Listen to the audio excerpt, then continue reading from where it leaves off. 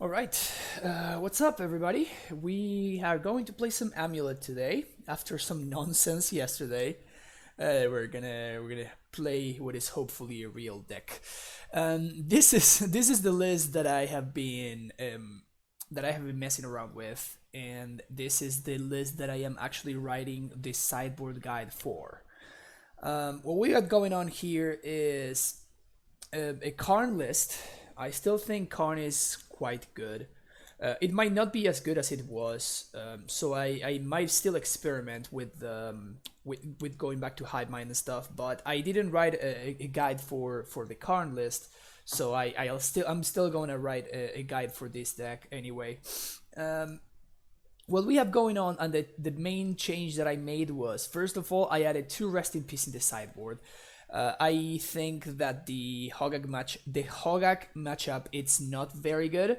In fact, it's actually quite bad. Like they're simply too fast, and them milling us. It's actually very bad for us. So that's why we have the resting pieces in the sideboard, as well as the Tormod's Crypt, which we can get with Karn. I would like to make room for another crypt. But that is like kind of the price of Karn. Like if we want Karn to be an actually good card, we need to have some number of relevant sideboard cards to get. And basically what I have left here is the cards that I would tutor the most for with Karn, right? When I would like play Karn, these are the cards that are my go-to in order to like go get. So as you can see, there's no Crucible slash Ramming Up in this list. Something had to go in order to make room for the Rest in Peace.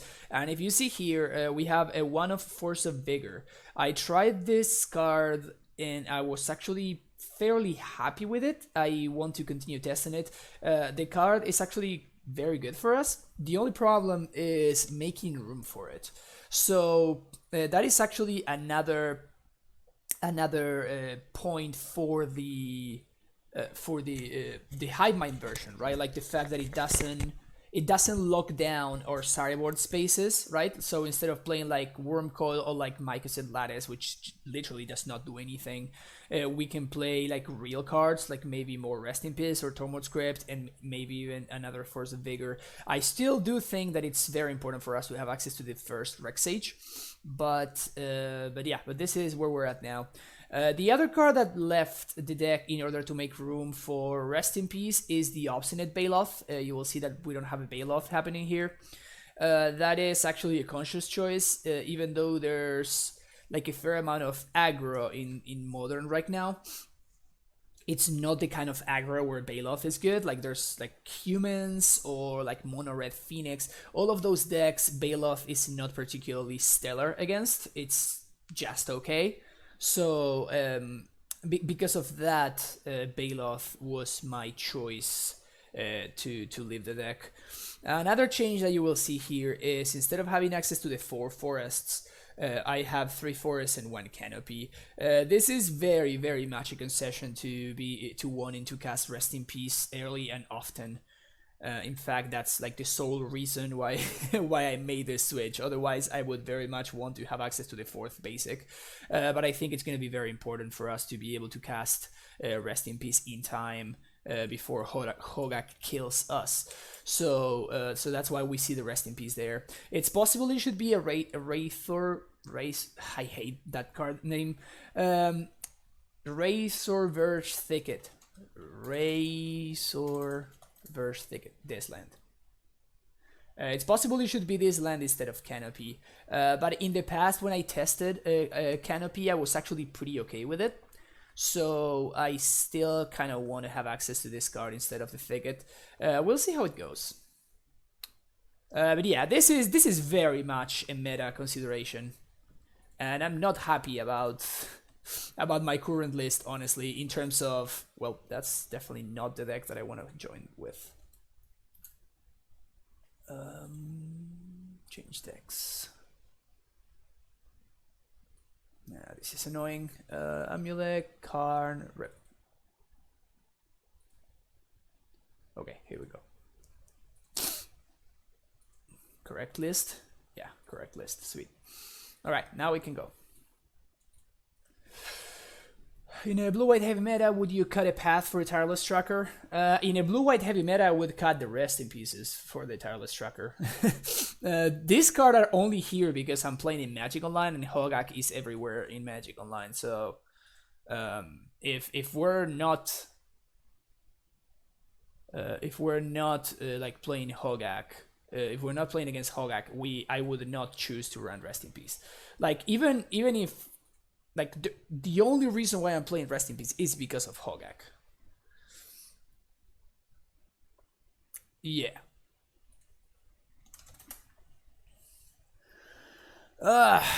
This is kind of a greedy keep. I think. We do have a prime time. It is kind of slow, but having access to Amulet plus Bounce Land, it's kind of great for us. And we have access to Crossroads in order to keep our head above water. So I'm going to keep, but I'm not particularly happy about this skip. We might be just fine though. If Azusa gets shown here, I'm gonna be very happy. Summoner's Pact, okay, that's not bad.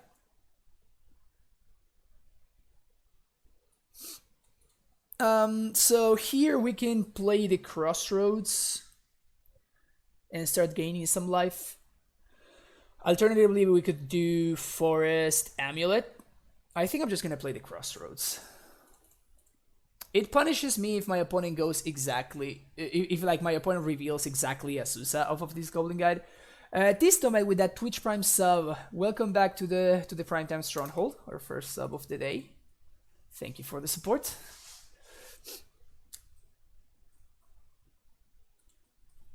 I'm gonna get punished by Eidolon here. That would suck. Yep, punished by Eidolon. So because of my sequencing here, now I'm gonna get punished by another land. Another land. All right, things not looking great here. Things not looking great. I think I'm gonna play the Gemstone Mine here. Also, Canopy really punishing. I have a bunch of other lands, so it's not gonna matter. But if I were like a little bit short on lands, this might be a big problem. Sakura Tribe Scout. It's possible I don't even play that, honestly.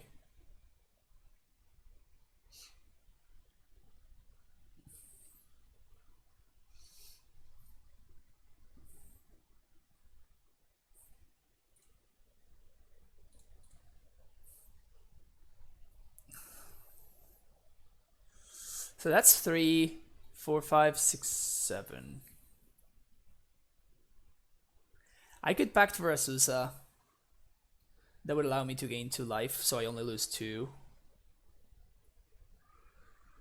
Yeah, I don't think we can win this game. I was punished, but I turned to Eidolon. Yeah, I'm just gonna pack it in.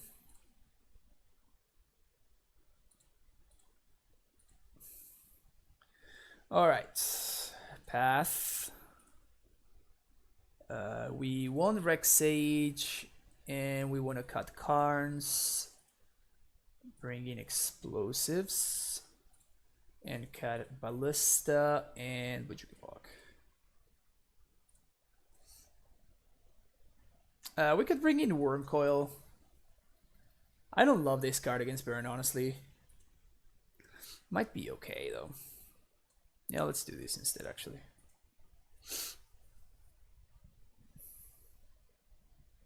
But they just have, like, the fact that Wormcoil doesn't give you the life gain immediately, it's so easy for them to play around Wormcoil.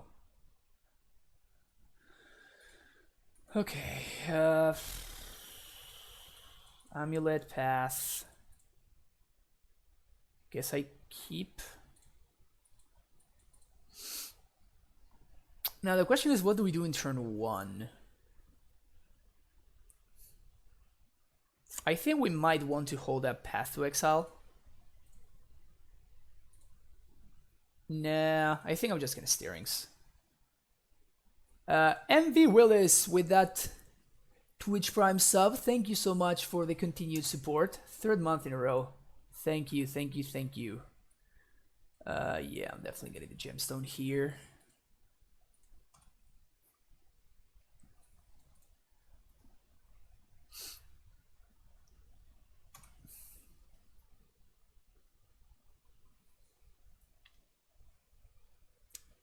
opponent aggressively fetching for basics,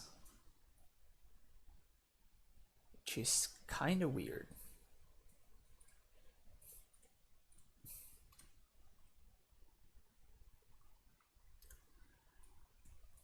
We're not in a good spot here, though.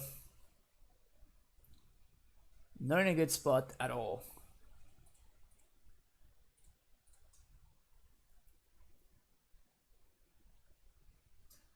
I'm not gonna path unless my opponent like, plays a spell. But I want to save this path for a potential Eidolon. Okay, so they are gonna play a spell here. I guess that means I do path.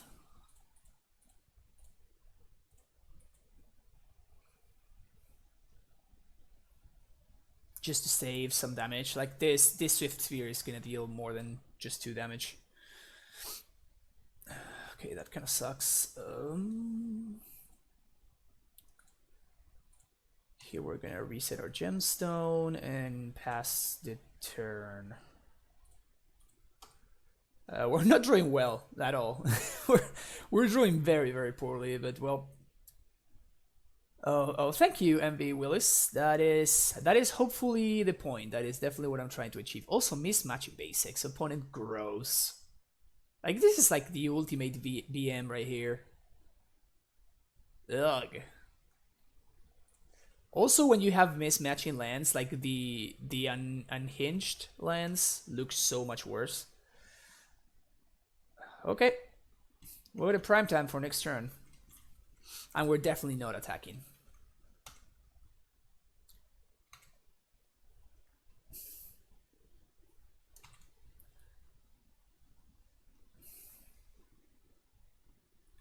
Played Mythic 3 out of 4 rounds in Model last night. Felt pretty bad, only drawing one. Wow, that's gross. I'm really sorry that happened to you.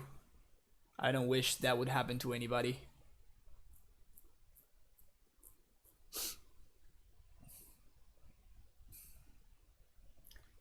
No creatures? Okay. The fact that they just like snap fire the Skullcrack there makes me think that they have another one.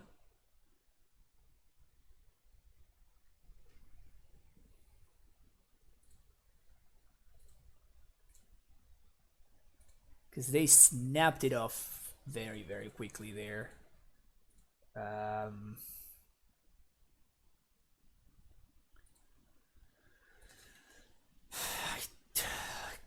Can I afford...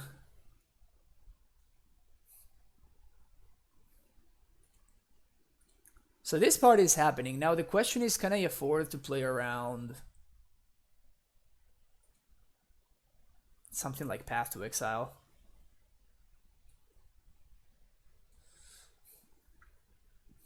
Oh, I actually literally cannot haste because I drew both of my lands.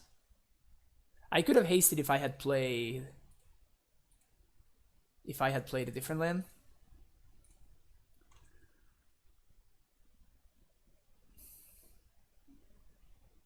One, two, three, four, five, six, 7.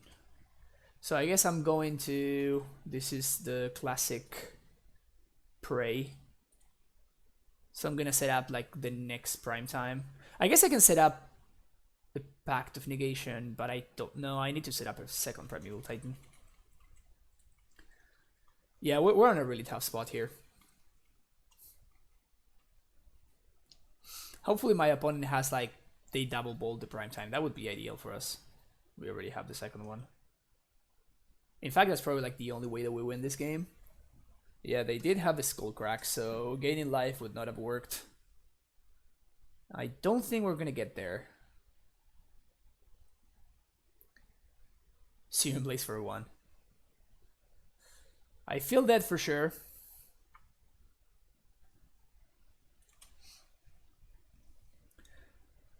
Still a bunch of different basics. Okay, they have like mono Skullcracks. All right, those were not some good games. Our draws were very, very poor, both games. Maybe I should have mulliganed a little bit more aggressively. Actually, those were not some good draws. And of note, even if we have had access to Baloth, we would have died anyway because they did have the Skullcrack, so... Yeah, when they like snapped fire it off for basically no value, I'm like, yeah, they are basically Skullcrack flooded for sure.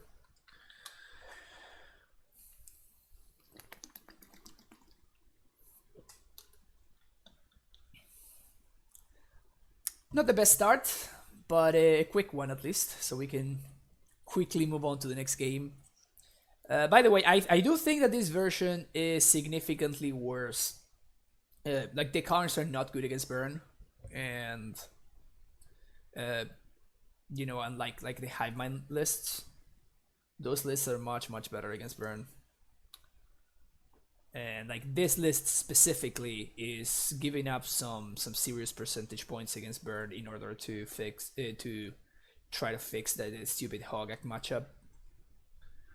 So yeah, that is definitely something to be aware of. Like if the aggro deck that you expect to face is burn, you probably don't want to play this list.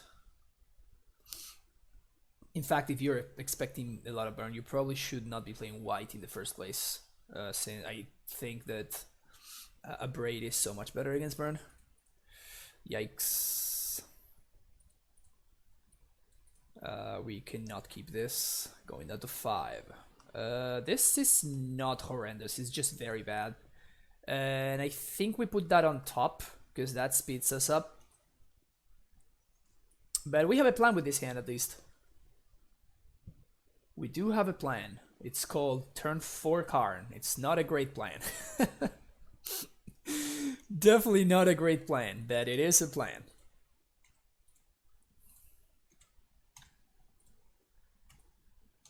I have definitely had better plans in my life.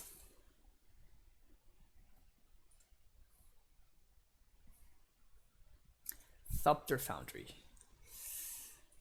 Alright. We might be fine. Only because my opponent is playing a deck that is super bad against ours. Next step. I could have stared there, but I don't think my opponent has any way of destroying this Coalition Relic. I guess I'm not going to... I guess they're gonna Urza here. Is Urza gonna be like oddly very relevant? It is like Karn... Yep, that's definitely the case.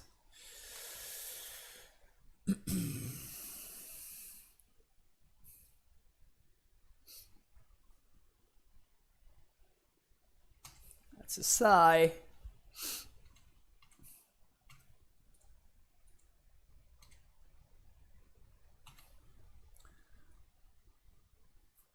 We're gonna tap for green here because I think I'm going to stare.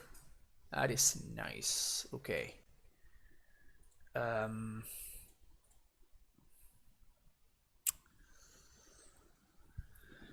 So I can Karn, play explosives on 0. That seems like the play, right?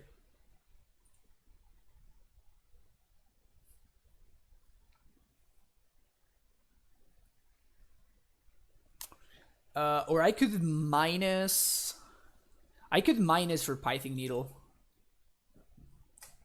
No, this is a mana ability, so that doesn't work.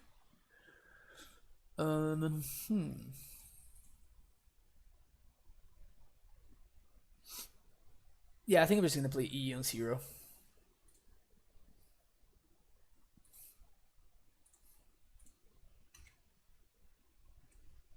Bounce, and I'm going to plus on the bubble.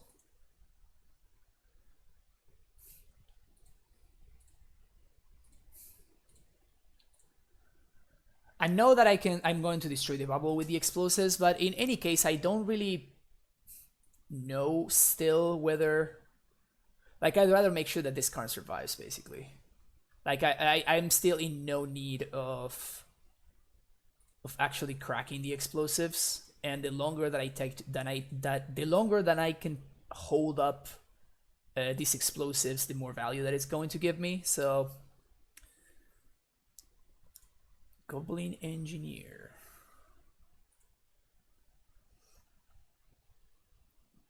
And now we're setting up prime time for next turn.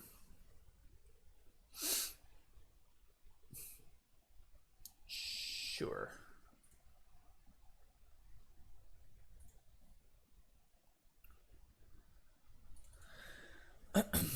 So I can play Colony Garden. I mean, I think this part up is happening for sure.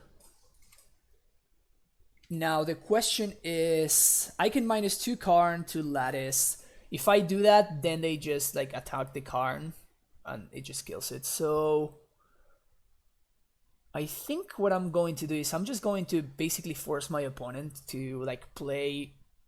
I'm forcing my opponent not only to like kill my Karn, but also to kill my Primeval Titan. And they might not be able to do both. I definitely need my Karn to survive though. Oh, I can put another blocker. That's kind of cool.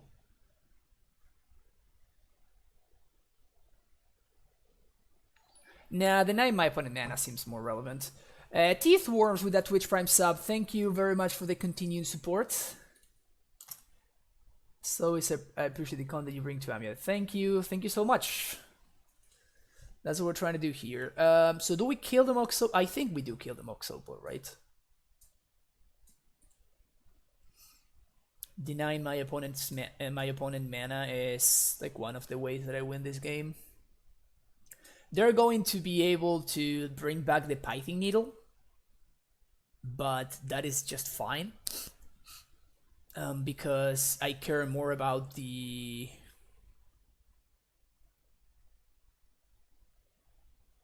What is going on here? Oh, that's what's going on. They sacked the Foundry, okay. I care more about the Stony Silence effect than I do about the actually activating my Karn. And also by sacking this, now my opponent made their Goblin Engineer much worse. DFG about Needle. I don't know what that means. Svosniak. Unless they have a Chalice on 0, which I doubt they do.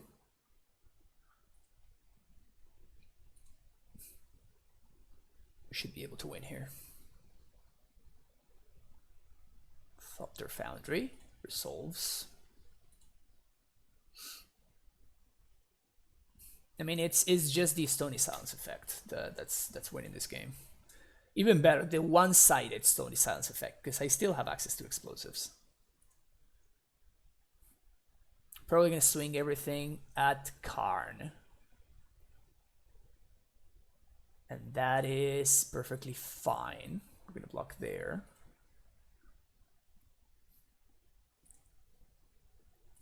Karn takes 2. Now they're probably gonna need to Pithing Needle. Put a charge counter here. Or I guess they can Pithing Needle explosives, which is kind of annoying. Yeah, so now we do our thing.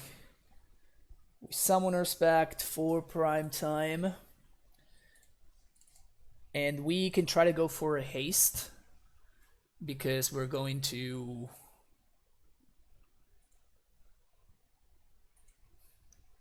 Even if my opponent activates the Engineer, like they would need to do this like right now, and they can name Slayer Stronghold, but if they do that, then I just kind of keep doing the Karn thing.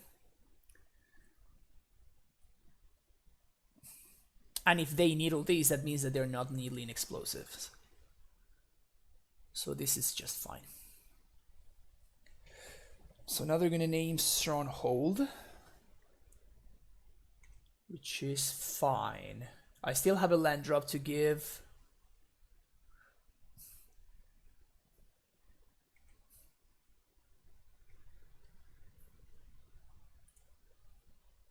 Play this out. Do I want to crack explosives in response? I think I do.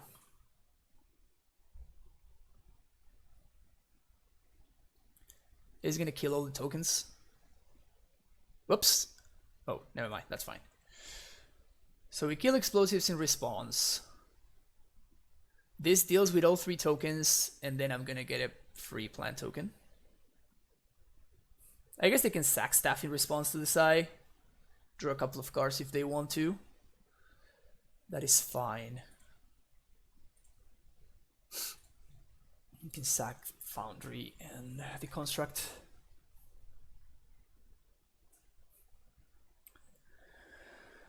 Maybe they do, maybe they don't. And we have a second explosives already. Just ready to go.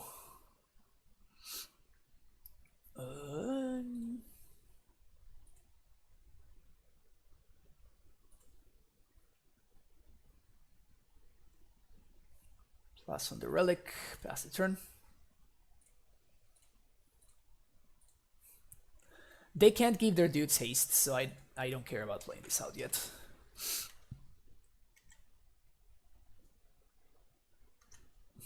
We're still on the fact that Karn is the truth. I mean, the fact that I like Karn, it's true. So that is definitely still a thing. Now, whether it's the truth or not, that's a different question. And it might be that it is, or it might be that it is not. Like, I think that the meta is definitely not kind to Karn currently. So, so that is something at least. But that doesn't mean that Karn is bad. And again, like I have not. I basically have not written a sideboard guide about with the Karn list, so I wanted to write one anyway. And if I wanted to play Karn, I think that this is the list that I would need to play, because the current meta is so hostile.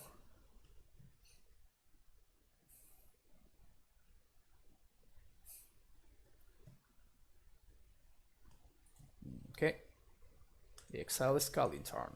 You got it. Pay 5 mana, draw a Scalding Tarn. Good stuff. Okay, so we pay for a pact. 1, 2, 3, 4. Yes. It's not a good draw.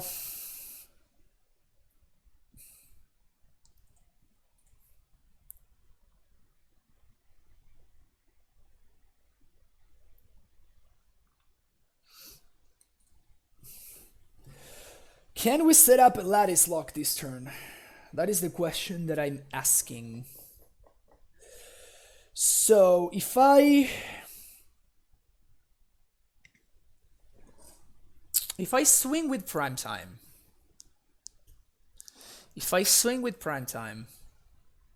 I can bring the Karn up to 2. I swing with Primetime, my opponent does not block.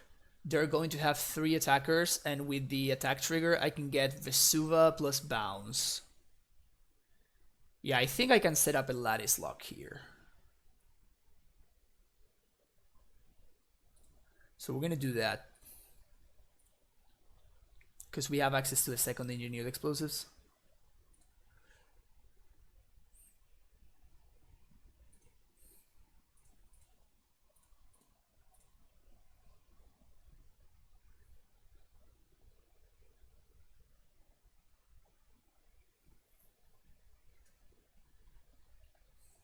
So this versus the action, whether they want to use like Sai or something, or they want to use the engineer or whatever, they would need to do it right now.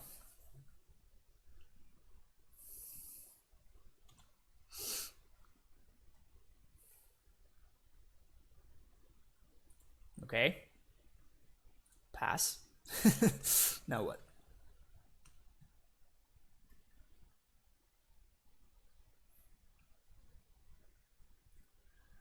I guess I can also destroy all their lands if I wanted to.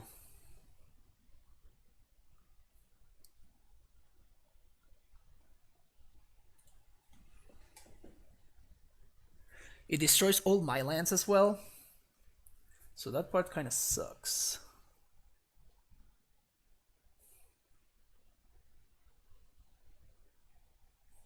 But then it leaves like my Primetime versus their 3 dudes, which seems like a good place for me to be in.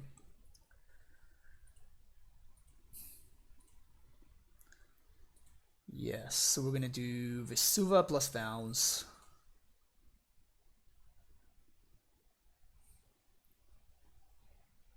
And we're gonna bounce the Kalni because it's gonna give me more blockers. My opponent simply does not have enough power to deal with this prime time, so this is fine. Yeah, Simic Growth. We have no packs to pay for, so that's good. So it's basically gonna be my prime time against the world. My prime time and Karn, actually.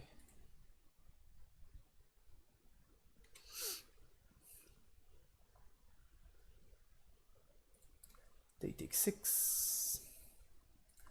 And currently I have 2 blockers.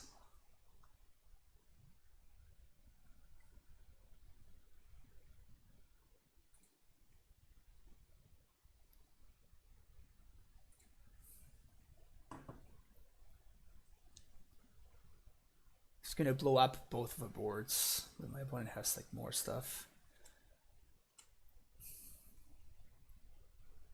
So we're gonna block here, and blow up the explosives. And that should do it, I think. Because then the lattice serves as well next turn. So if they attack with everything, the lattice is gonna get them. Everything at Karn, of course.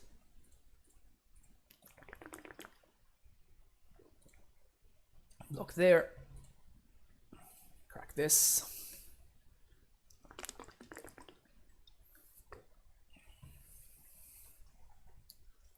Oh, he is non-land. Ah, that's sad. So then I should have played land last turn.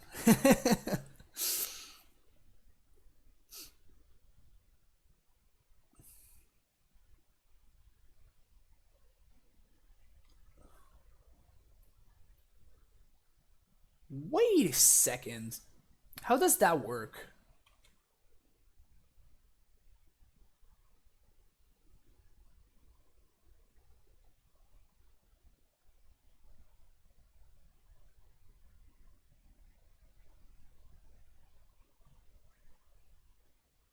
You have to be kidding me. It's bug? No, but they can't pay the blue. Like the fact that they have blue still, they should not be able to pay the blue mana. Are you kidding me that it's bugged?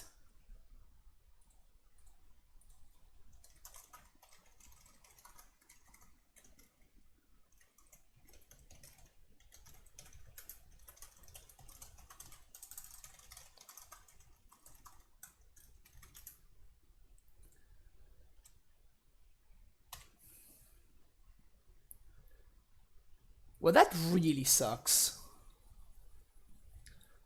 That really, really sucks.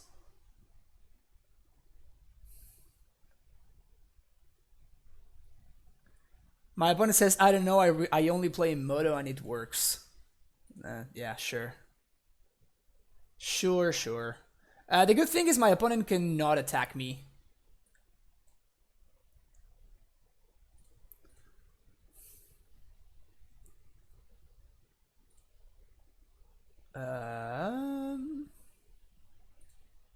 Plus on lattice. Pass the turn. At least my opponent can still not attack the Karn.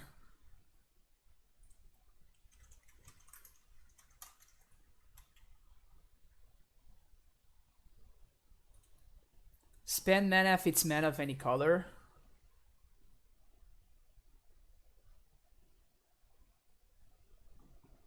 So should it work or not?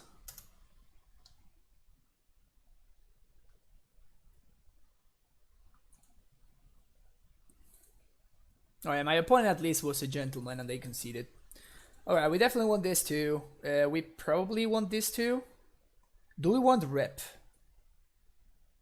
I don't think I want Pact of Negation though.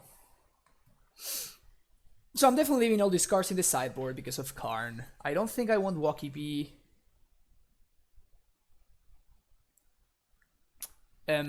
Yes, it's me, Strifer, but they should not be able to add the blue mana, right? Improvise doesn't tap for co-op mana, exactly. So it should not work. Okay, cool. Well, good to know. Good to know that we're not crazy. So the question is whether do we want negate or not. I think we do. I think we do. And we're going to play negate over Ghost Squatter probably. Or Crossroads. It's probably Crossroads. About Rest in Peace, I'm not sure about this one.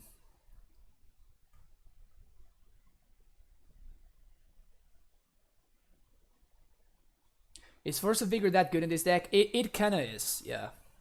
Being able to destroy your Blood Moon, it's kind of big game for sure.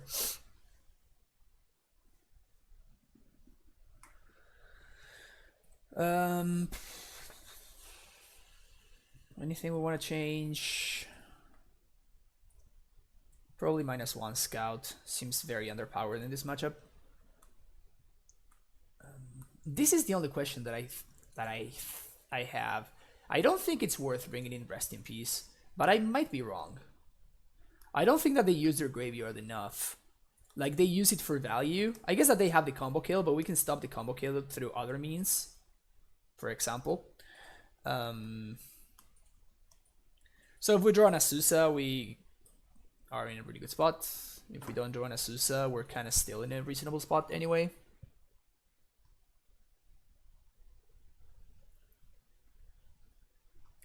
That is kind of lame though.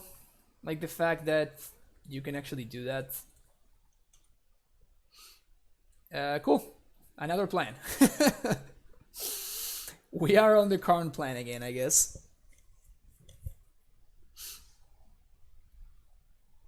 We are on the Karn plan again. That is pretty sweet.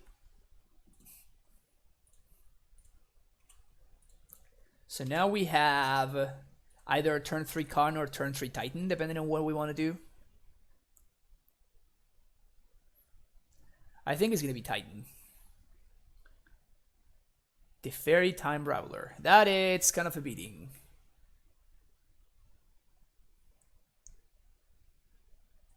Sure. That is an insane draw. Okay, so let's see if we can do everything. So if I do this, that's going to be 3 mana, Azusa. I have 1 mana floating, 4, 5, 6. So I guess it's better for me to just do this.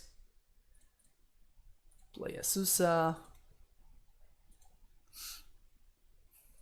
Play this.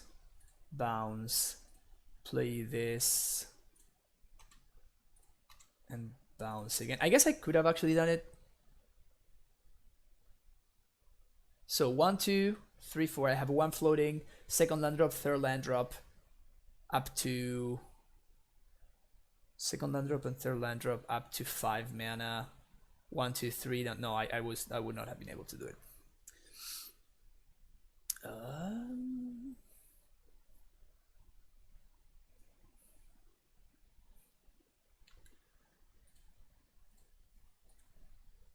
So what can we do? Ballista is mildly interesting because it answers the Teferi. And I think I kind of want to... I think I'm just going to go for the Lattice here, actually. My opponent doesn't... Nah, I think I'm just going to... Yeah, I'm definitely going for Ballista. Or Needle. I could also Needle. I think it's going to be Ballista. It's a permanent way to answer the Teferi.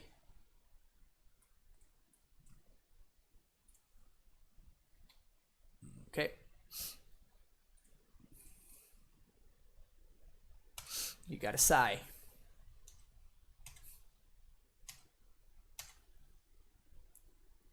Now we just primetime them, right?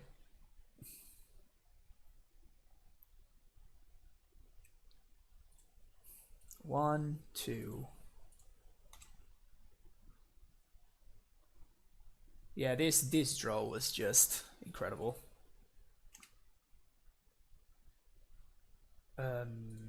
We're gonna bounce this, which allows us to get Stronghold plus Tolaria. Stronghold plus T West.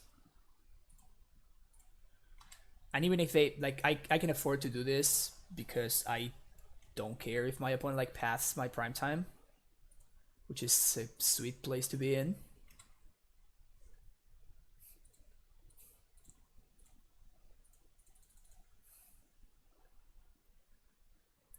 Matt Maxon, I guess that was actually a good play. I want to, like, have, whenever I play my Karn, I always want to have, like, guaranteed value. And Teferi is not really doing anything here, right? So I don't really see a reason to answer it. In fact, here, if my opponent lets me attack, I'm gonna attack them, not the Teferi. So they path us. That is fine. We have a second prime time coming up next turn.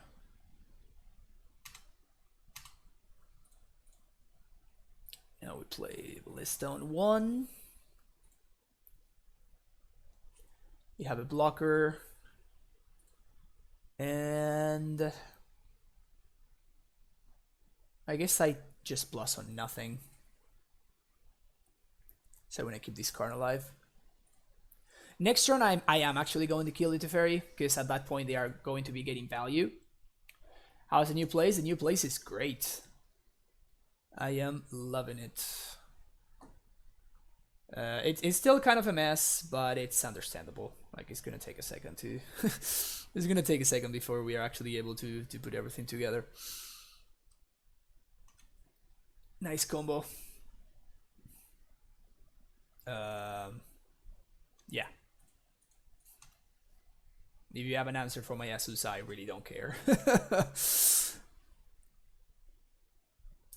If you can ping it or something, it's whatever.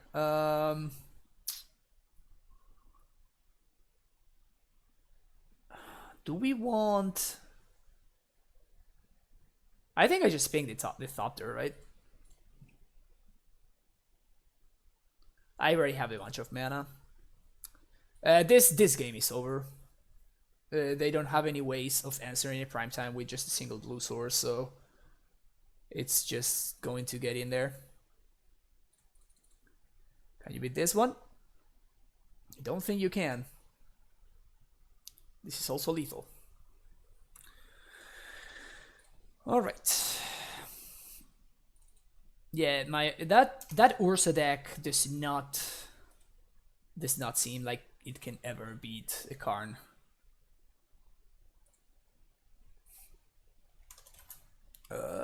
Yes. Turn 3 kill on the play. I dig. We're gonna do turn 1 Cavern, turn 2 Gemstone.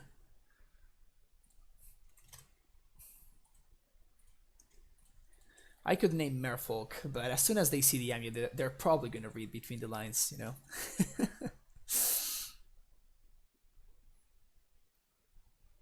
Alright, if this is Grixis Shadow, they are going to find a way to stop me here.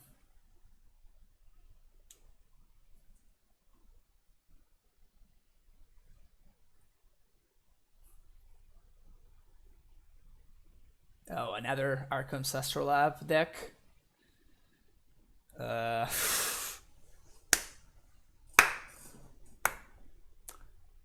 Let's do this real quick right here. Turn 2.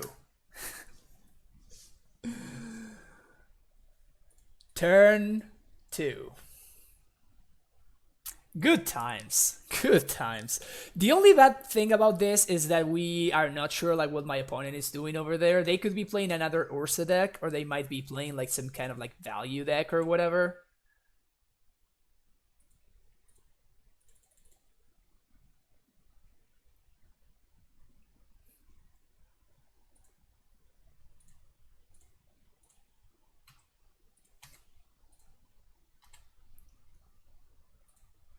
So bad beats for not knowing what my opponent is playing over there.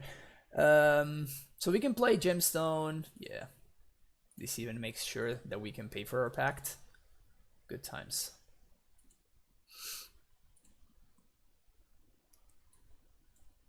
This was even, I guess it's not the kill through force of will, but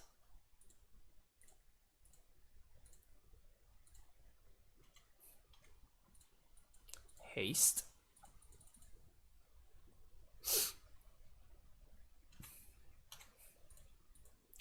Haste.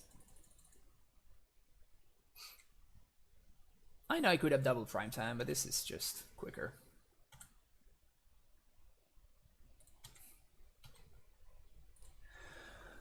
Vesuva, Sandholm. Good times, good times. My opponent played turn war fetch Arc Astrolabe, and we're like, yeah. Resolves. Astrolabe resolves.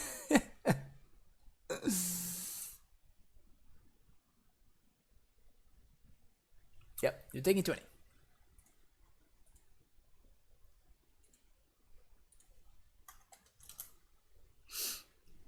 Sweet. Alright, so I'm going to hedge towards my opponent playing a similar deck to the one that we saw earlier. So I'm going to... Actually, we sided this one out. I'm going to sideboard just the same as I did before. And we put the Ballista in the sideboard and we took out... one scout.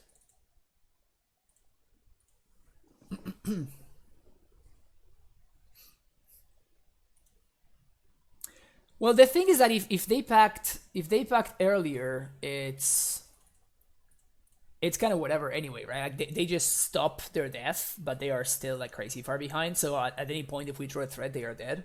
So outskilled.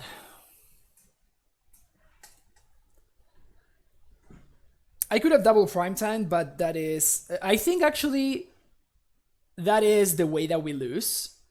I think, like, we just get too greedy, and my opponent, like, I don't know, they force of negation my second pact. No, but I can still pay. I would still be able to pay. So, yeah, my opponent was dead. There's not really any way around it. My opponent was just very dead. I mean, as long as we keep getting paired against Urza decks, we're gonna get that 4-1 easy. We're gonna get that 4-1 easily.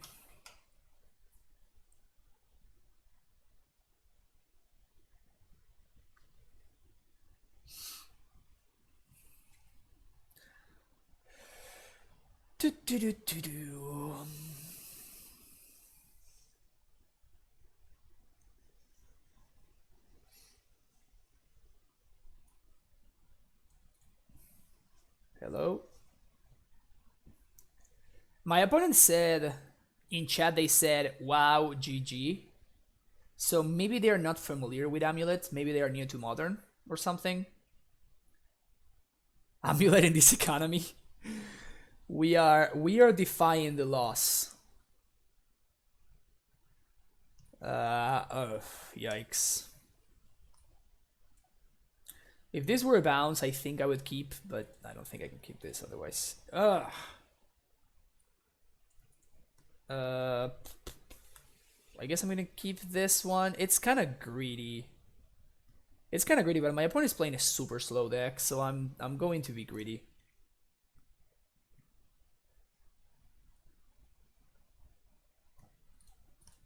Snap that one off. Snap that one off real quick.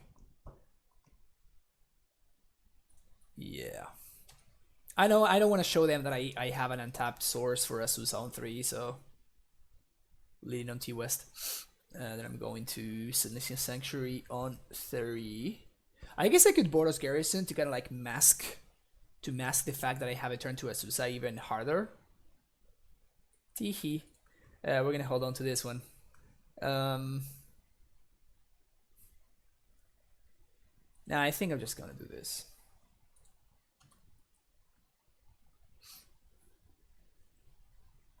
My opponent's holding up some counter magic maybe or whatever. That'd be hilarious.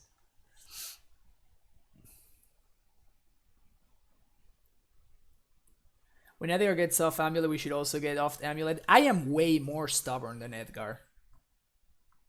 I am way more stubborn than Edgar, so don't worry about that. If you want to see Amulet content, this is still going to be a channel where you can find that. Sort of meek, unbeatable.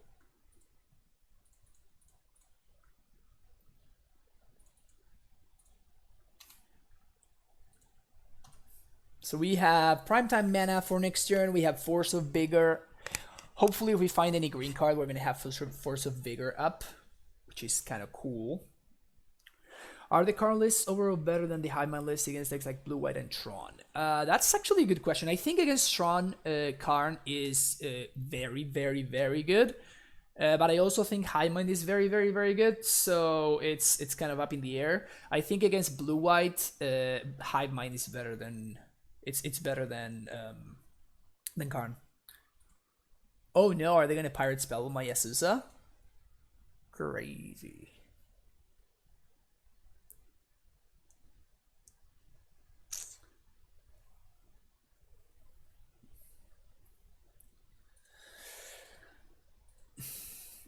Astrolab doing work there, huh? I don't want to die to a Damping Sphere. So we are going to get... we're going to get T-West and another green source. I guess it's gonna be Canopy is the one that has the most value. Yeah. Yeah, let's do that. So now we can pay for Damp Sphere.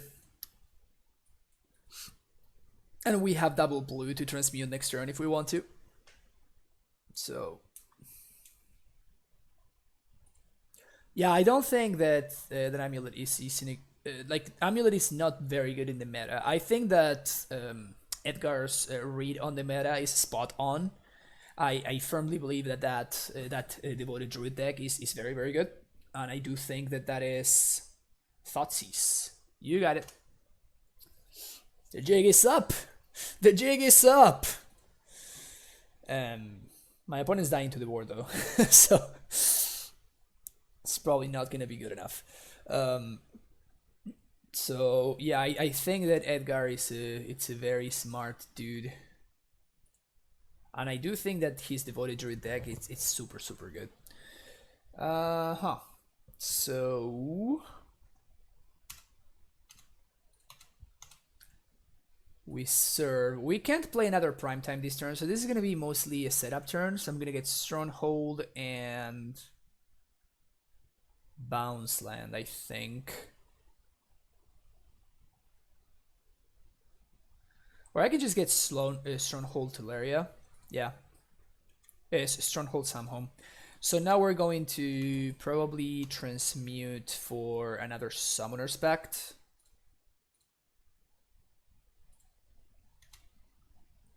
To play around another potential Thoughtseize. This gets me real hard if my opponent surgicals my Summoner's Pact for whatever reason, but it's fine. Gets hit, Amulet probably comes back. Other than that matchup, it's got a pretty good matchup spread. Yeah, I don't think that it's... I mean, I think that the Hogaak matchup is actually pretty miserable.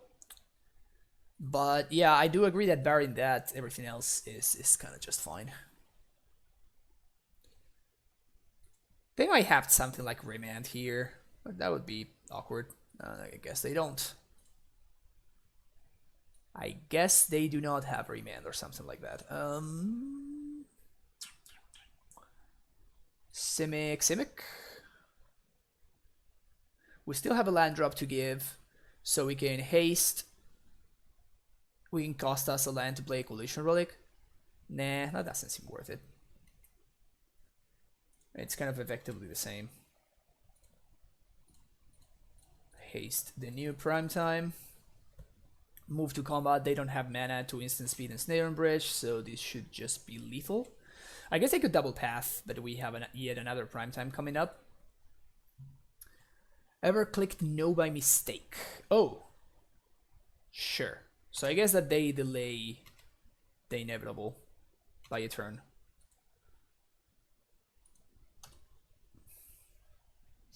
So we pay for Pact, we play Prime Time again, and we haste it. We should still be fine. They can even, yeah, they can even Snare and Bridge here, and we don't really care. We have multiple ways of answering that. We can do Rex Sage. I think what I'm gonna do though is I'm just going to pass the turn here. 1, 2, 3, 4. So we cannot double Prime Time here, but there's no reason for me to like slam the Sage right here. So I will simply do this, get even more mana. I guess we can, yeah, I'm going to get Bounce the West. And I'm gonna bounce Little Area. But we can find Karn here. Or we can play it out.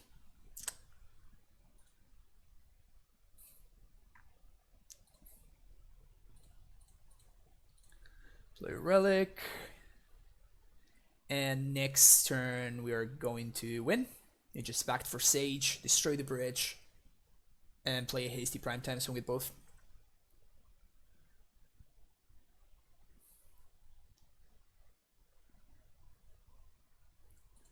We're in a good spot.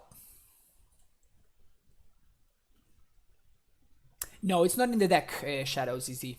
That's why I didn't transmit for it. But yeah, I do agree that I could have transmitted for it. You are indeed correct. That's a blank. I'm expecting my opponent to have another. I'm expecting them to have another. What's his name? Another. Access to another bridge.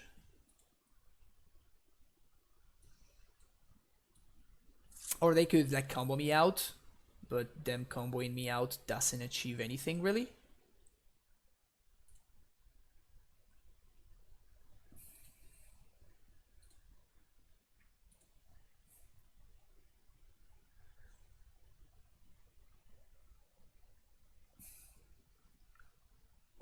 I think I can pack for Sage, play it, and also play an Explosives on 3. Which sounds nice. So we're gonna do white, float white here.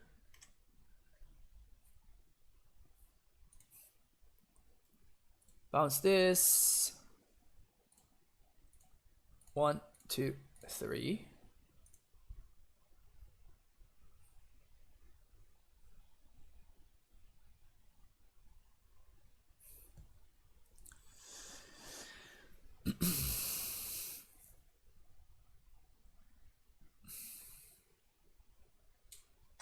If they're tapping out here, then that's just great, because we just backed for Sage and we win. Yeah, so you see that they are actually playing it. I guess they're gonna go for Spyglass here. But if they go for Spyglass, we just win.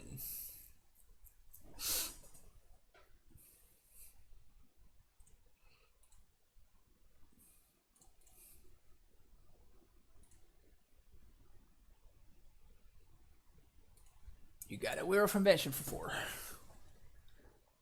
Probably gonna get either Pything Needle or Spyglass, because otherwise they are dead to these explosives.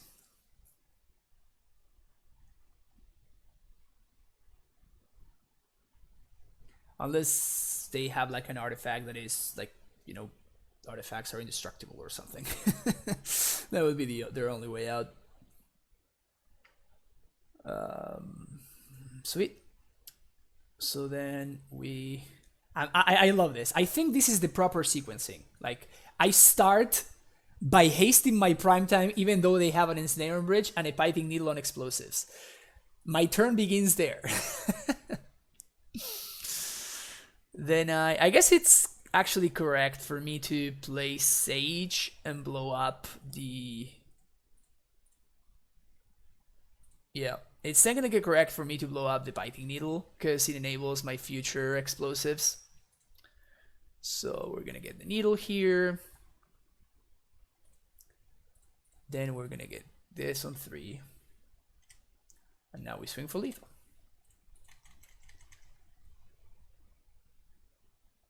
Maybe they have the Black Force. That would be the way that they win. Alright. More Urza decks. More Urza decks. Bring him on. Bring him on.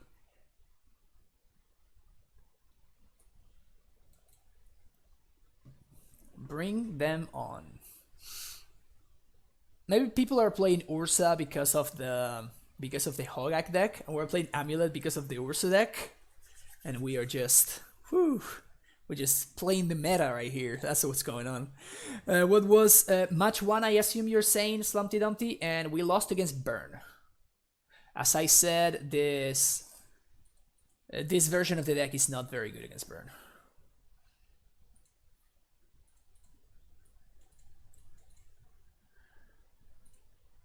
Okay. If we find an Amulet off of these steerings, we're gonna be in a reasonable spot.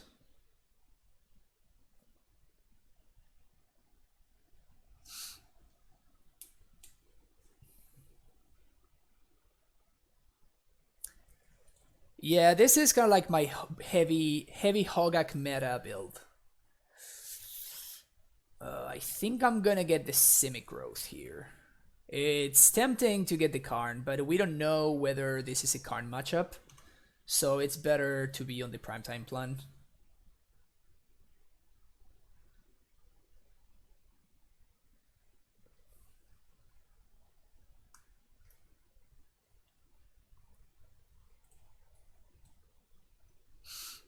We're gonna play against another like snow deck and get punished. This is almost universally a bad thing for us. I guess that was a mistake, because my opponent could be on Ponza, and if they are on Ponza, then okay, so yeah, this is still very bad. Still very, very bad. Okay. You're saying there's a chance. Play a Susa. Play this, and play Forest.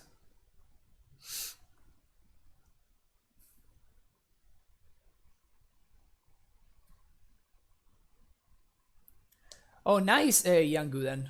I'm happy that the stream has helped you. Please let me draw engineered explosives.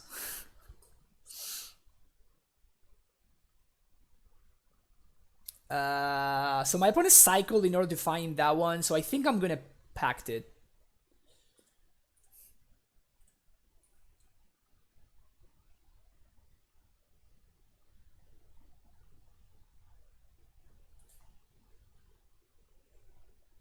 We might still be very dead. This is a terrible matchup, just pointing that out.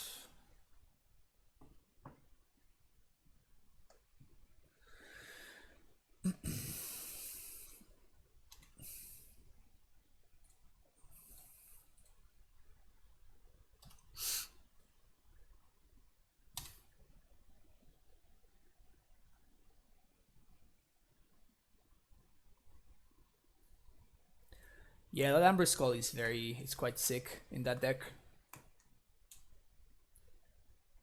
I don't have mana to transmute, which sucks.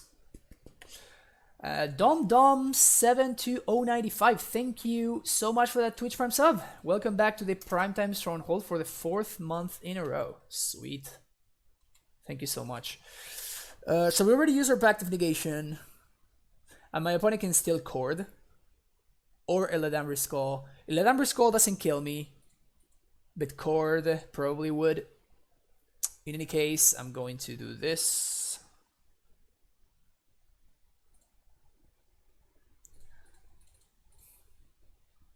And I'm just going to haste here. Stronghold Simic. I mean, Stronghold anything, actually. Play this out. Haste prime time.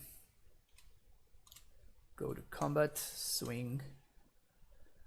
I guess I can attack. I'm attacking for less here, actually. I think that it's going to be important to bog them, because it takes this way. The black card is not an out. I can't remember the name of the black card.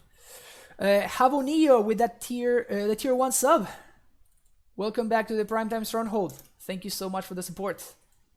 Thanks, everybody. Post-mortem lunch. You got it, Stale Moves. Thank you. Thank you for that. So they're gonna give each other pro green, which is fine. I was more concerned. And Halus87, thank you for the follow. I think I need to change like the sub and the follow music. I'll look into that. I always think about that and then I forget about it. They cycle canopy, all right.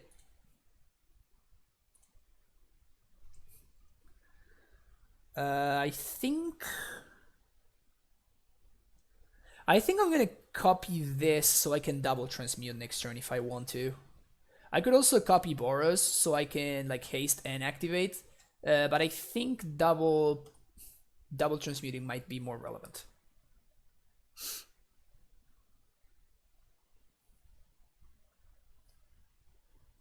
Illidanbri Skull.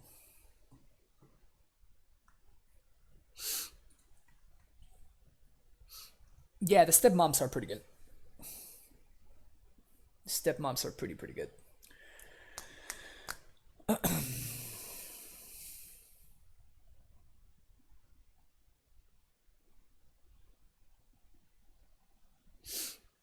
Do I have enough mana to crack EE twice? Meaning I kill my opponent's board entirely? Or I can just, I know I can, oh wow, I cannot Ballista, this beats Ballista, that's insane. That's freaking insane. Oh, thank you, Trey. Slumpty Dumpty, thank you. Congratulations on that sub, and thank you so much, Trey, for gifting that sub to Slumpty Dumpty. Okay, so unsurprisingly, they went with the correct play and they got the Devoted Druid. So now we're gonna see. Maybe I can double transmute for both explosives on one and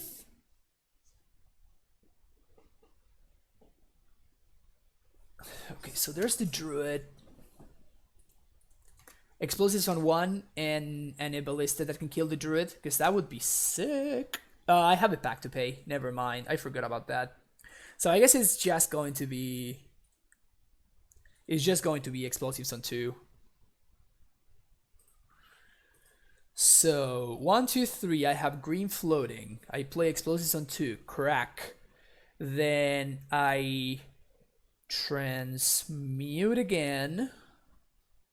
Then I have 1 to pay for explosives, but I have 3 land drops, so I might be able to do it.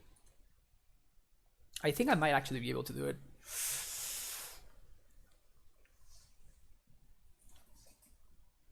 Wait for the block, then Ballista is also an option. But what I was thinking is I can just like do it. Because I'm not going to have enough mana for Ballista, so I might as well just double explosives. And by using double explosives, I get to make the same play again. I want to make sure that I'm able to bog my opponent again. So I'm going to have transmute. I have green floating 2. That's going to be explosives on 2. I crack. I attack. Get bounce plus.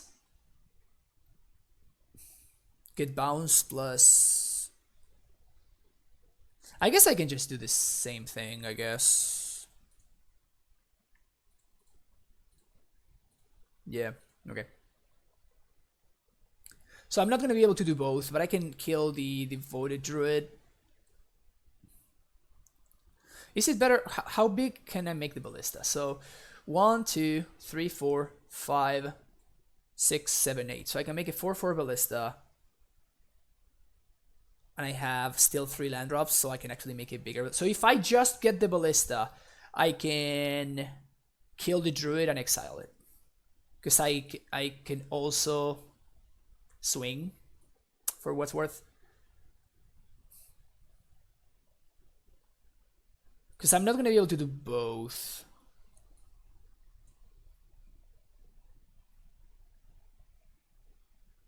If I EE on 1, blow up everything, then I don't get to exile. So that doesn't work. Yeah, so I think I'm just going to get the Ballista and make it big.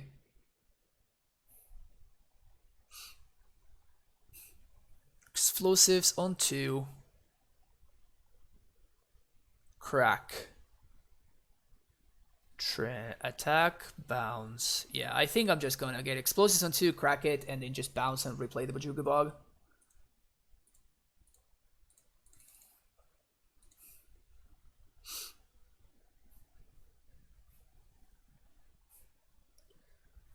No, because if I want the Ballista to survive, then I need to like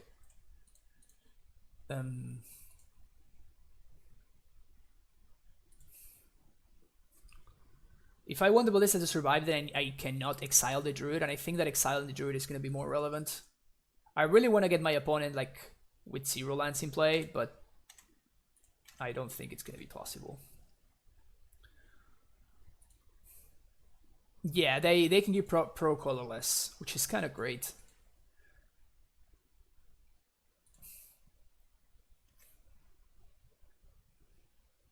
Bounce T-West. And next turn, my opponent probably cannot give the Devoted Druid haste.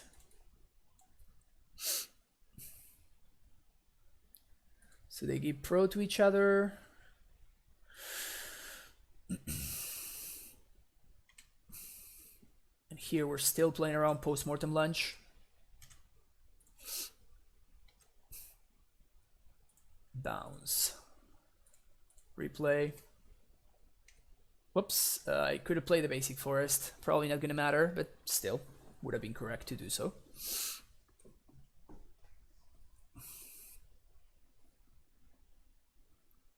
My opponent just kept like a very protective hand, but that was not fast. Like they kept a hand that would have been great against some kind of like black-green deck or like control deck. But their lack of speed lined up poorly against my... I don't even have an amulet, so my like mediocre speed, I guess. Neoform. Okay. That is fine. Neoform is very interesting, actually. This is creatures... It's not a bad one. So can I transmute? Can I lock them out is what I'm trying to think.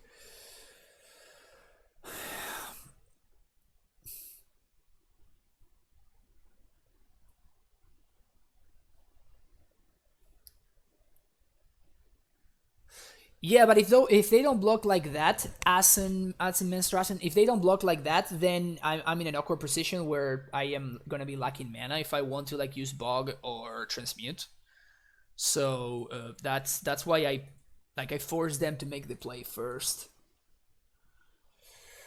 I can just Karn minus for explosives and just like blow up their board. That sounds reasonable. So let's do that.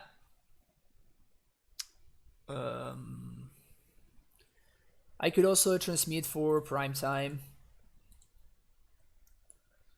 And I can haste, I guess.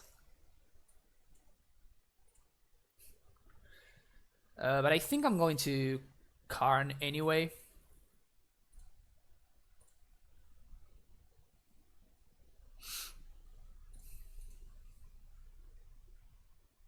Karn for explosives on 1.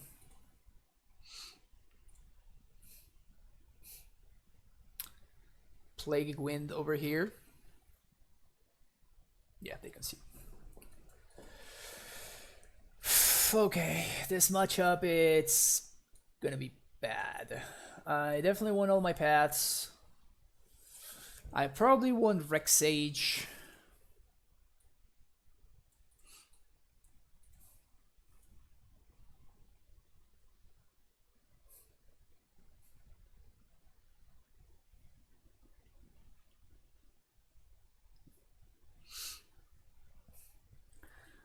Yeah, as Menstrassen, you're probably right. I didn't do the math, but it's possible that you were right. Back to Nation was great there. I don't expect it to be great ever, basically, in the matchup. So, I don't think I want to be playing. Maybe I just don't want to be playing Karn, actually.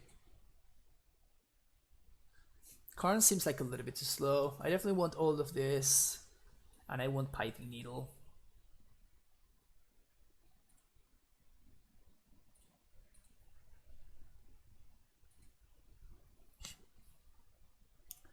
Negates.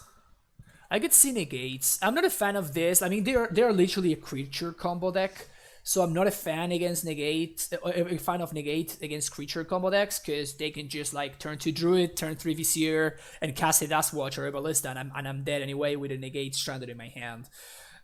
Maybe they have so many tutors that it's worth it. Dia187, thank you for that tier 1 sub for the second month in a row. Thank you for the support. I did see Neoform. Yeah, that's definitely an interesting thing, but I am way too afraid of, and like Path and Python Needle also beat Neoform. I'm kind of like really afraid of being left with negates rotting in my hand.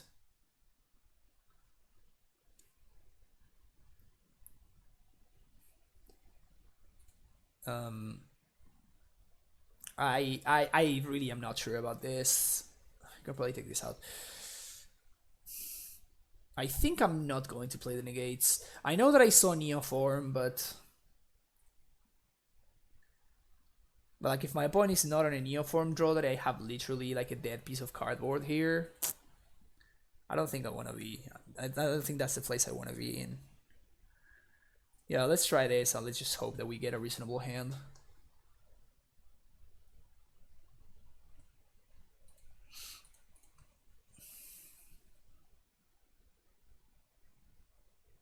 They're playing 61 cards. That's cute. This sucks. I think I have to mulligan this. I think I'm gonna have to mulligan here. Also, I didn't talk about it, but I mean, Cabrera Crossroads is obviously horrible in the matchup, but I really want to have access to white sources for Path, so that's why Crossroads did make it into the deck. This hand is just too slow. I don't think I can keep this. It's a fine hand, but this is better. Alright, we're gonna bottom this. And I apologize, I will be right back. I need to answer a call.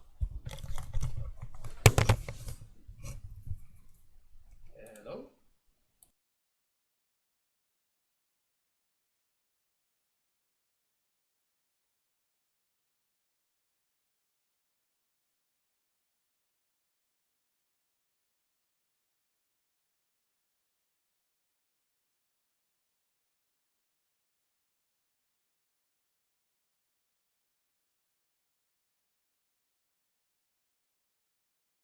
I guess I didn't have to answer that. It was just like a scam call or something.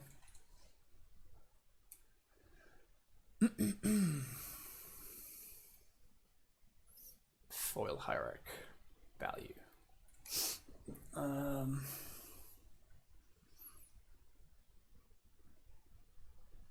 Hopefully no turn to Druid. That would suck.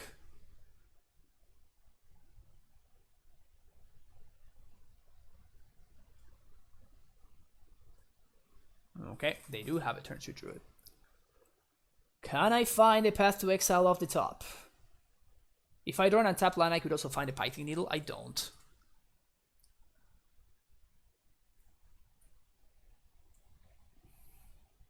Let's see, even a bigger Devoted Druid value. Steerings, using steerings. I guess I did have the. I made a mistake. Like yeah, that was bad. I should have played a bounce land there. I forgot that I had an amulet for whatever reason. That call like made me lose my focus. Okay, so we have an answer if my opponent doesn't have the combo this turn. Passing on what's his name? It kind of sucks. Passing on Tulare was there. Okay, so they do have the 10-3 kill. You guys can hear me alright, right?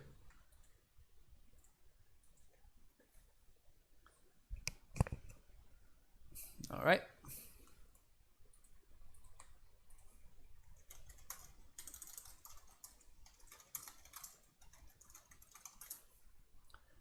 Oh, okay, they have the Dustwash. Okay, so I'm going to assume that it's Ballista, whatever.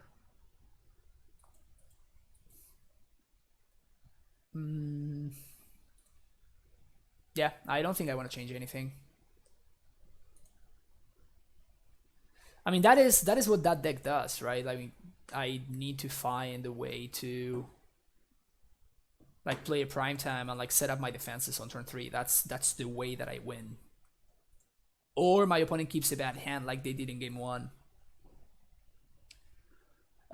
Negate. I guess it would have stopped the other thing. It would have stopped the tutor.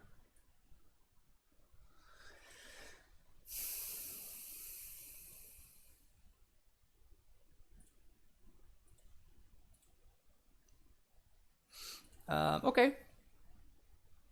Okay, we can keep this.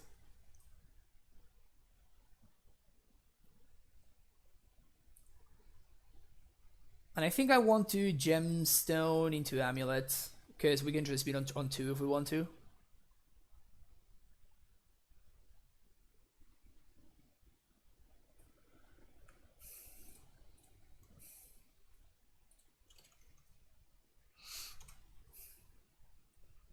Depending on what they do, I will actually do that. Hopefully they don't have like turn 1 giver. Okay, sweet. That's good.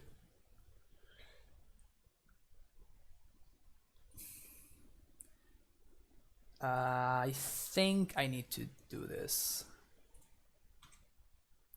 And transmute for Summoner's Pact. I guess I can transmute for Ballista. That's also an option. What am I talking about? I don't have a Tularia West. I apologize, guys. I am not playing.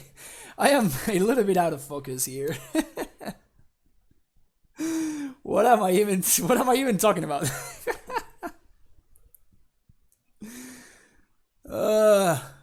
Rough. That beats.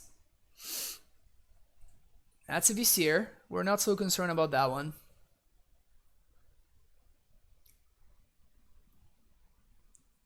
Solid. I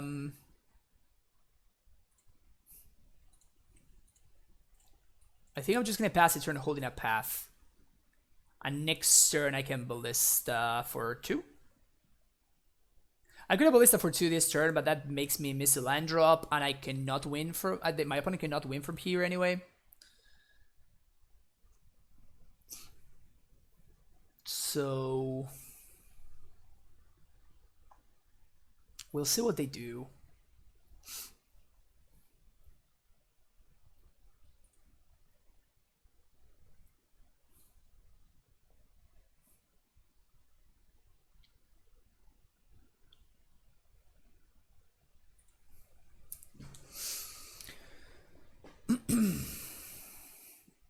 The fact that they got the Temple Garden, it's nice because it means that they don't have like rejection or something stupid like that.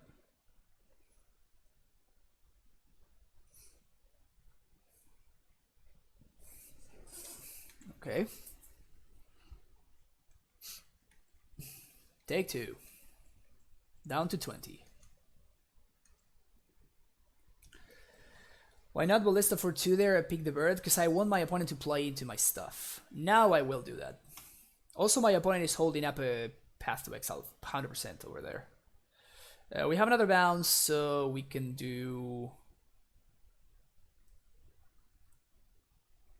I guess we can just Ballista here. And my opponent hadn't... I guess they had shown me that I actually missed that. It was probably correct for me to do that, actually. Because my opponent has shown me that they missed a land drop. I didn't catch on that. I didn't catch on that first.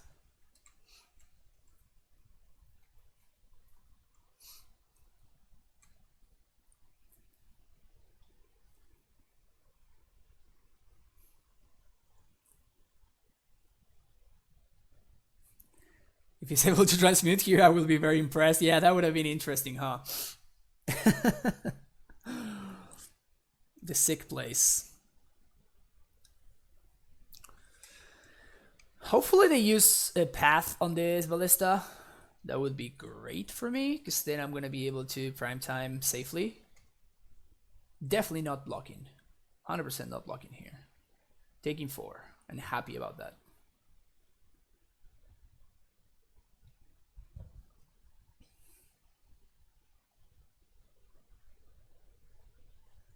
No blocks. No blocks, I say.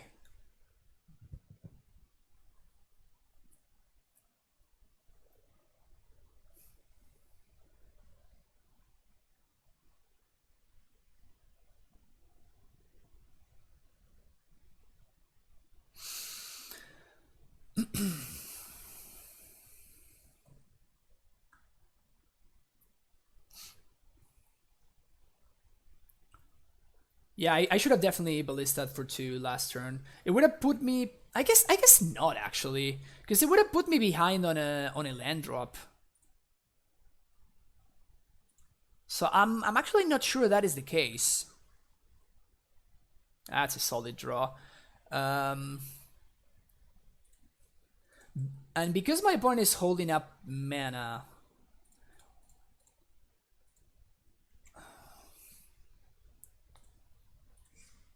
what do you guys think? Should I haste or not? Well, if I do have interaction, if they do have interaction, that means that they are not pacting for something. So I guess that I'm not going to play around Path to Exile.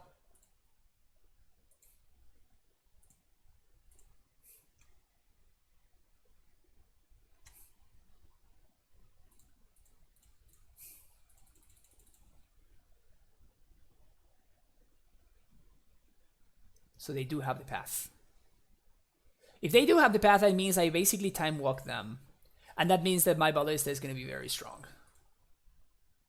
And I think that my ballista is the one that's going to win the game instead of my Primeval Titan, which is fine. It's a fine place to be in. Yeah. Bounce the Crossroads, sure.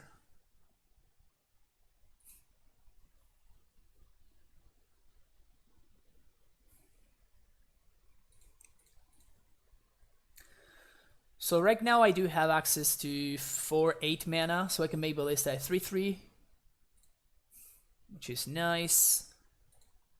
Uh-oh. I guess I will need to use one of my paths there.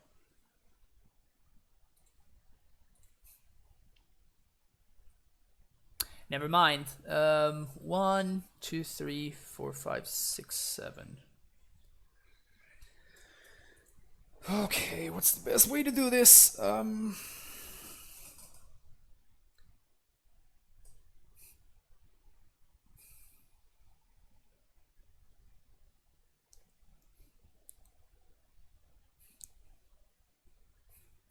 Yeah, this is the first time I see this card in Modern. That's kind of sweet. I like this card. I think it's gonna hopefully be a kind of a staple. I'm trying to figure out how much mana I'm gonna need. So this is 7 mana right here. 1, 2, 3, 4, 5, 6. 6, 7. So I can leave red floating, and I can Summoner's Pact for prime time. What I'm trying to think here is, can I haste? And I think I can. So 1, 2, 3, 4, 5, 6, 7. I transmute. Yeah, so I can do Teleria plus bounce, and I still have haste mana, and I still have path mana. It's pretty good. So so I want to have the blue floating. 3, 4, 5, 6. I want to have the blue floating so I can find Teleria West plus Celestia Sanctuary.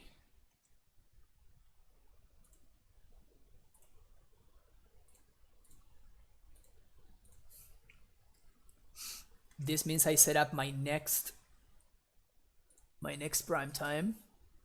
So this is Sanctuary, just so I can bounce the T-West right here.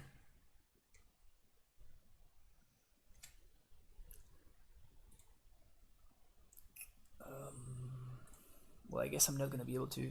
I can path right here if I want to. Well, I guess I'm not even. Yeah, this is fine actually.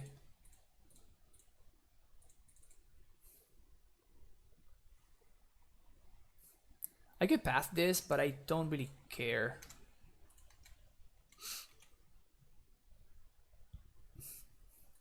Okay, I'm definitely getting a gemstone here. I would get canopy if I could, but I don't have it.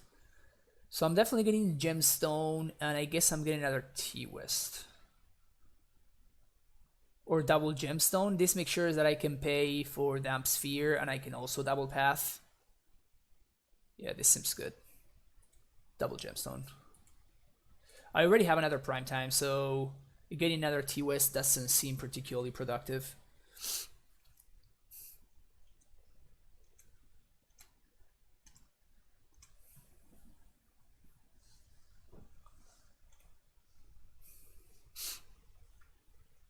Oddly enough, like flipping the Dust Watch might be relevant in this board state.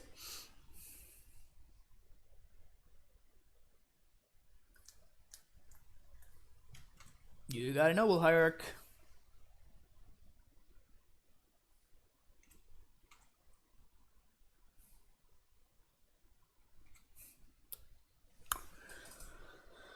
Pay for Pact, cast Prime Time, and haste. Yes, I'm gonna be fine here. I'm gonna be just fine. And there's no need for me to path and give my opponent mana. Like, this is like how we're winning this game. We are bottlenecking my opponent on mana. We even have access to Azusa. That's just good value right there. 2, 3. Whoops, play Azusa. Play this. 2.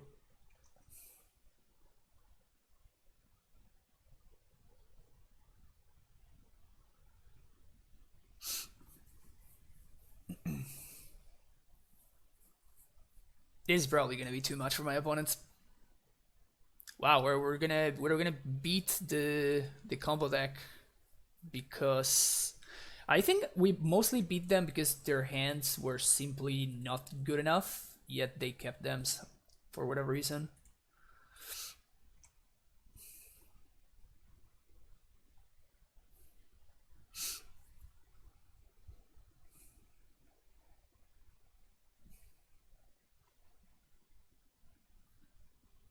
Their hands definitely did not seem very good.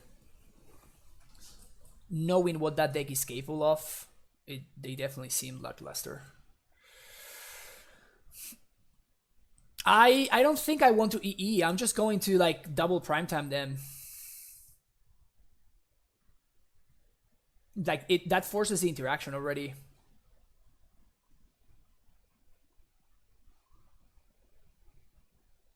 Force of negation, that would be interesting. coming that would be lucky coming from the mostly green and white deck. Chord for 2. Whatever this is, I'm pretty sure I don't care.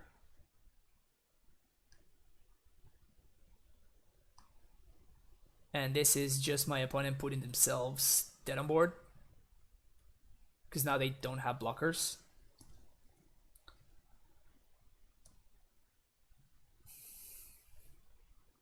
Canonist? Well, I guess Canonist would get us there. Somehow we beat the Druid deck. I firmly believe that deck is very hard for us to beat. Yet we figured it out. Clearly our sideboarding was spot on. I'm gonna go to the bathroom real quick, and I will And I will be right back for the last match of the league.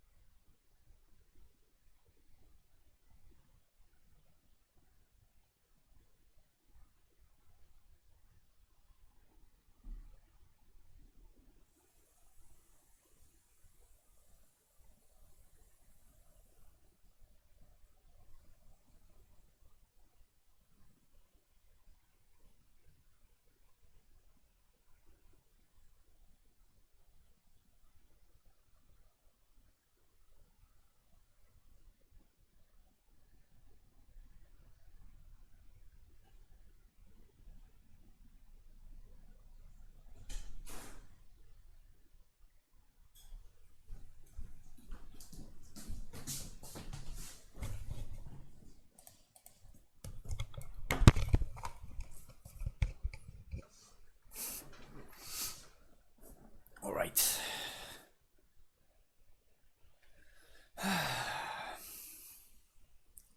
We haven't boarded in. We haven't boarded in Rest in Peace in a single match so far. So yeah. Where are the Hogaak decks? I actually want to test against the Hogaak decks.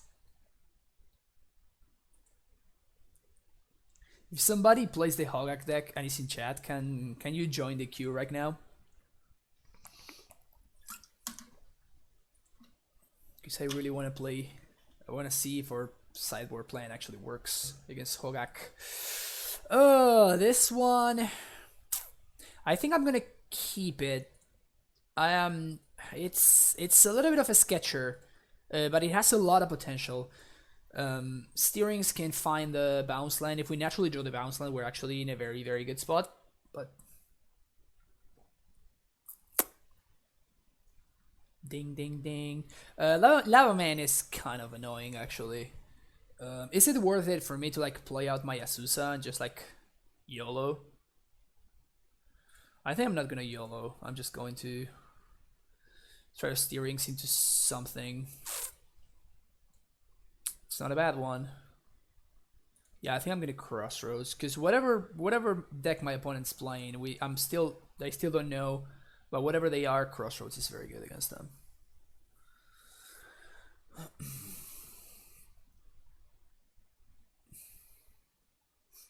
Just like snap off the Boros Charm.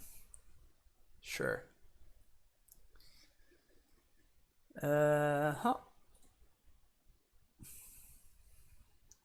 Yep, so at this point I'm just going to play the Azusa mostly so my opponent like bolts her. But at this point we have access to primetime mana, so we don't really care about like about holding the bounce in hand, and gaining the life might actually be relevant. But I don't think I want to trade like 2 for 1 negatively, that is, because I'm going to destroy my own Amulet and the Green Lavamancer. If they play another creature, then I will. While my opponent's super into main facing things. That's a good draw. They're all about that F6 value over there, which I can respect. I can respect the F6 value. Garrison, Stronghold.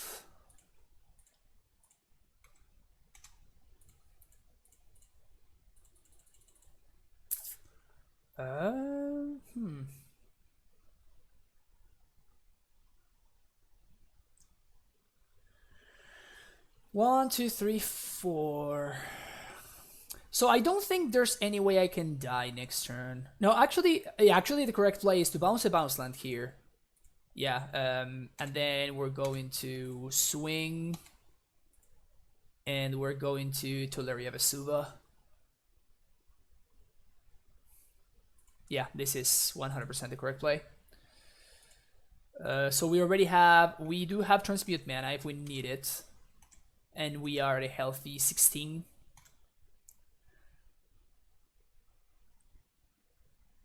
And I think I'm going to actually play out these explosives on 1.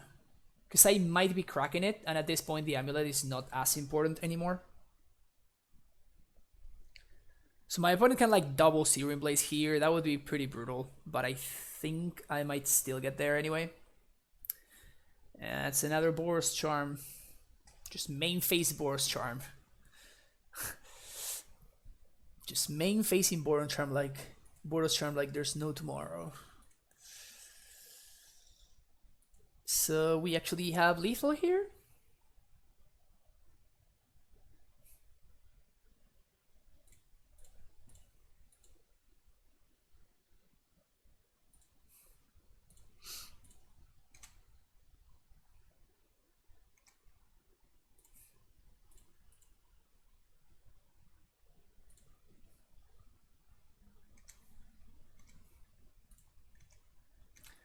Swing, yes. Sun Home Simic.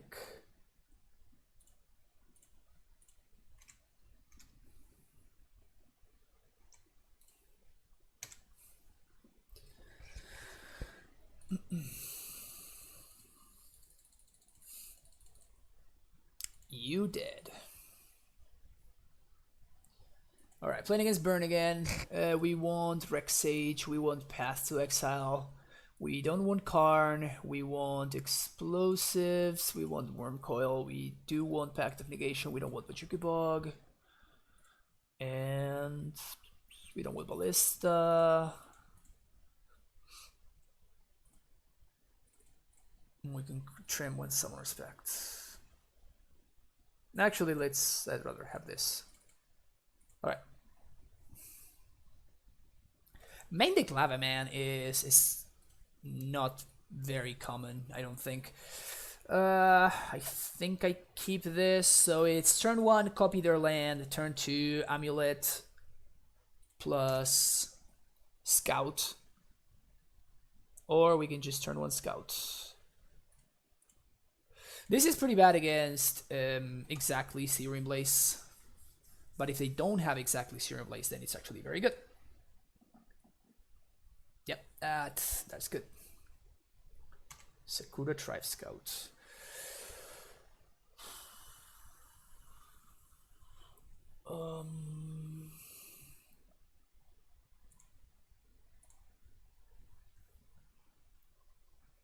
So we pass the Eidolon.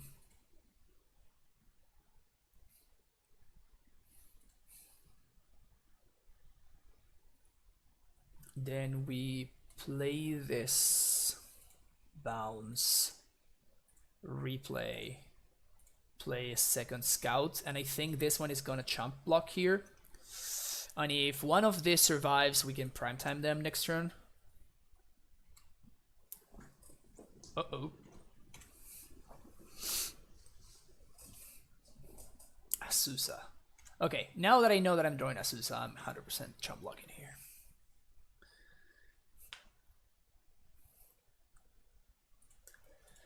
Alright, we take a bunch of damage, down to 6. But now we're gonna get to Amulet. Copy this.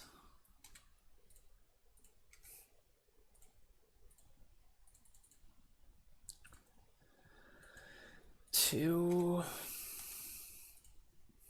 3.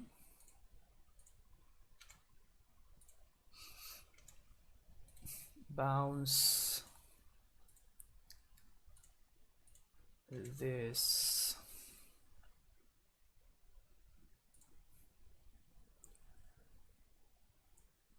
So I can haste the primetime, swing, Yeah, I think I like this. Okay, so we're going to get Primeval Titan.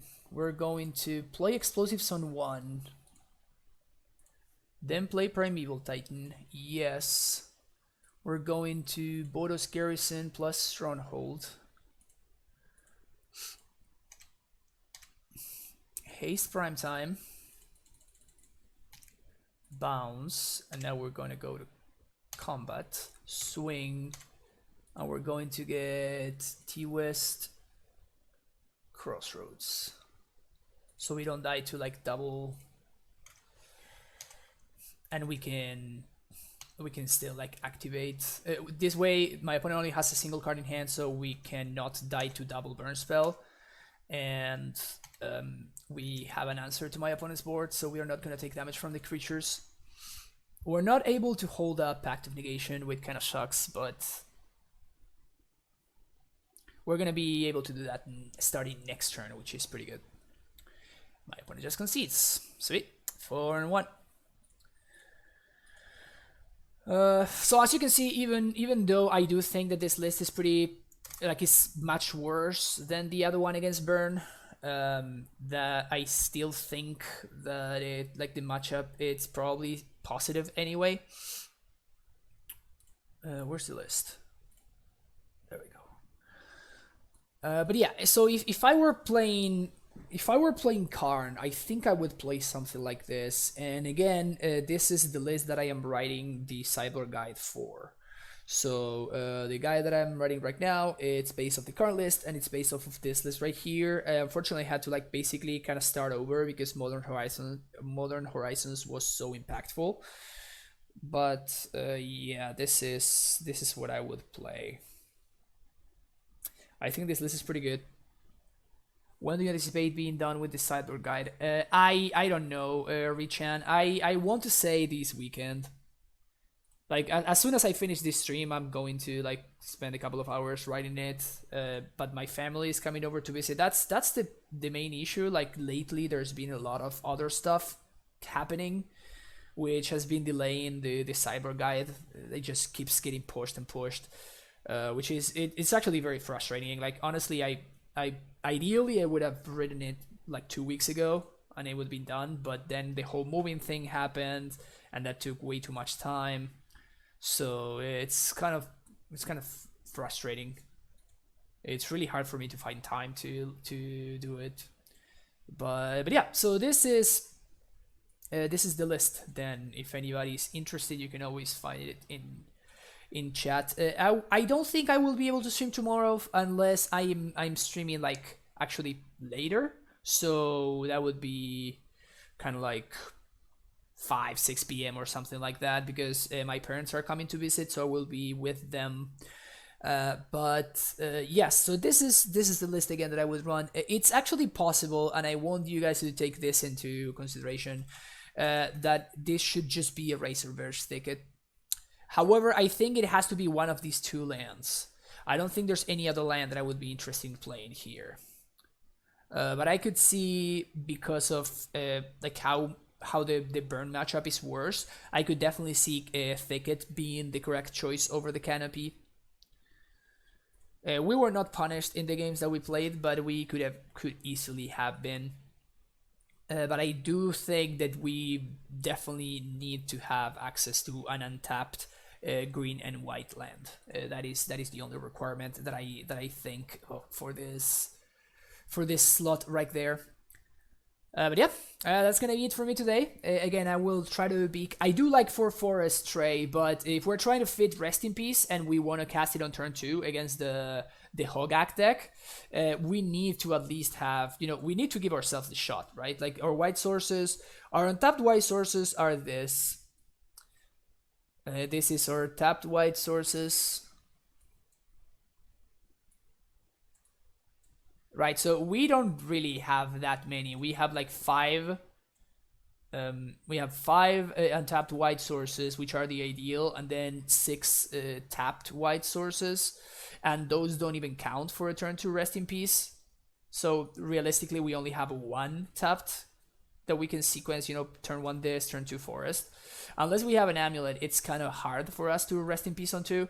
So I think that in terms of like probabilities, just adding 1 extra tap green and white source, it's very relevant. Yes, the issue with that tray is that I don't think that Hive Mind is significantly better against Hogaak.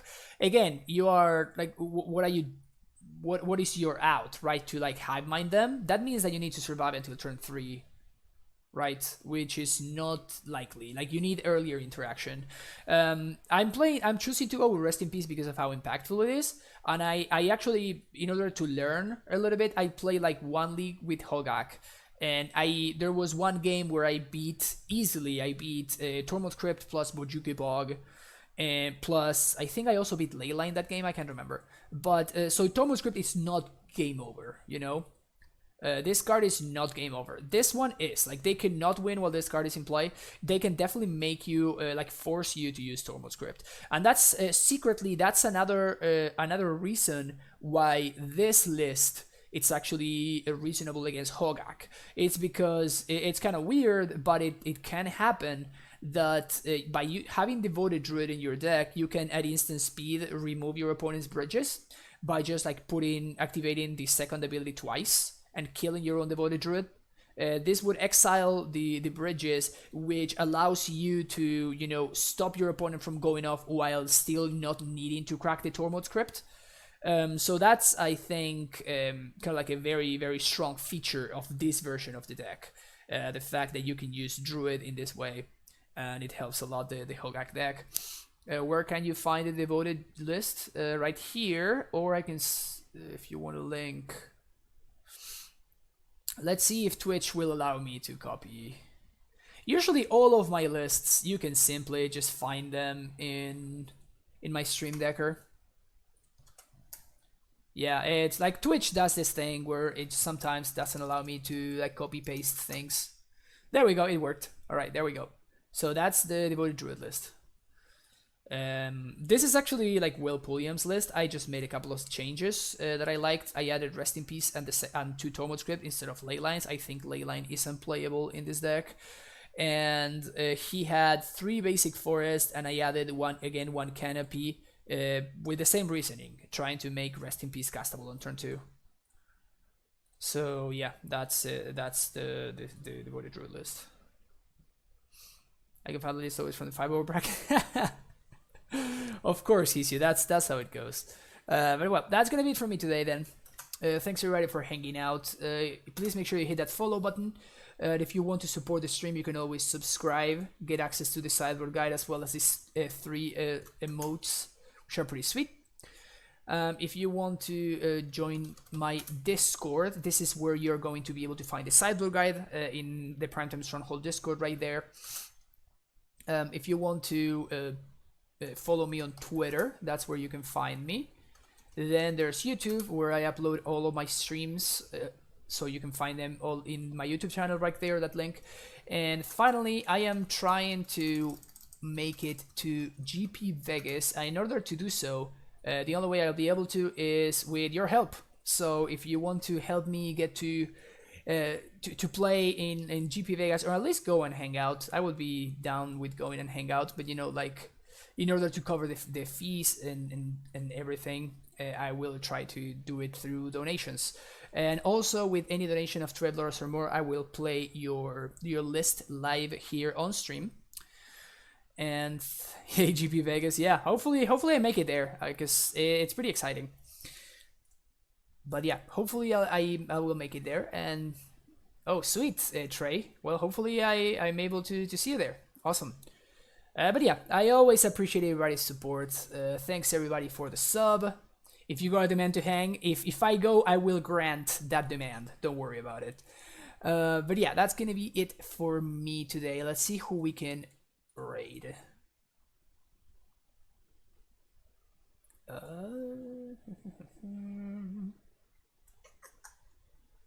Lots of